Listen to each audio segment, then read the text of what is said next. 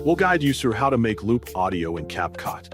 Quick disclaimer, you need to follow this step-by-step guide carefully, because skipping a single step will affect your final result.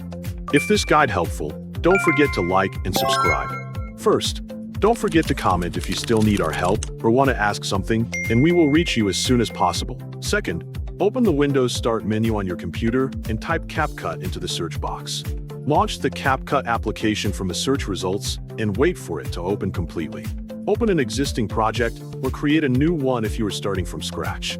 Import the audio file that you want to loop if it has not already been added to your project. Drag the audio file onto the timeline and position it where you want playback to begin. Play the timeline to determine the exact point where the loop should start and end so it matches the length of your video. Click the audio clip on the timeline to select it, then move the playhead to the end of the clip. Duplicate the selected audio by pressing Ctrl+C followed by Ctrl+V, or hold the Alt key while dragging the clip to create a copy quickly.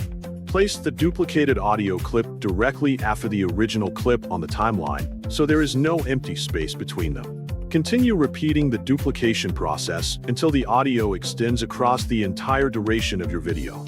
Zoom in on the timeline to inspect the connection points between each audio clip and confirm that they are aligned correctly.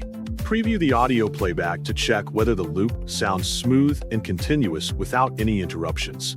If you hear unwanted gaps or overlapping sounds, adjust the position of the duplicated clips until the transitions are seamless. Play the entire project from the beginning to review the completed looping audio and confirm that it stays synchronized with your video throughout the timeline. Make any final adjustments if required to improve the overall listening experience and ensure every duplicated clip blends naturally with the next. Finally, save your project to preserve the looped audio.